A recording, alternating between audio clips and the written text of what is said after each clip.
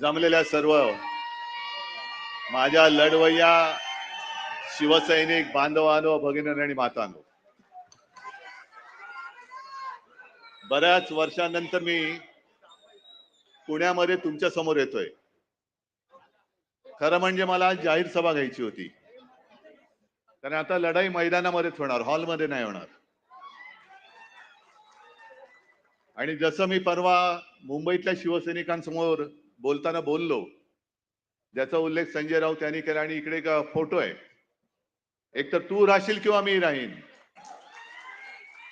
आणि इकडे मला माहित नाही माझ्या पायाशी एक कलिंगड ठेवले. काही जणांना वाटलं मी त्यांना आव्हान दिलं. मी कोणत्याही ढेकणाला आव्हान देत नाही.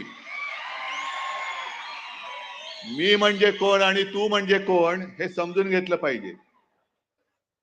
मी म्हणजे माझा संस्कारित महाराष्ट्र, आणि तू म्हणजे महाराष्ट्रावरती दरोडे टाकणारा दरोडेखोरांचा, टोळक्यांचा पक्ष जो आहे, तो अख्खा पक्ष. ढेकणाला कधी आव्हान नाही देत. ढेकणं अशी अंगठ्याने चिरडायची असतात. त्याच्यामुळे कोणाला तरी वाटलं की त्यालाच बोललोय, मग त्यांनी सांगितलं माझ्या नादाला लागू नका. रे तुझ्या नादाला लागण्या एवढ्या कुवतीचा तू नाहीच आहेस. आज बरेच विषय आहेत, बऱ्याच विषयांवरती मार्गदर्शन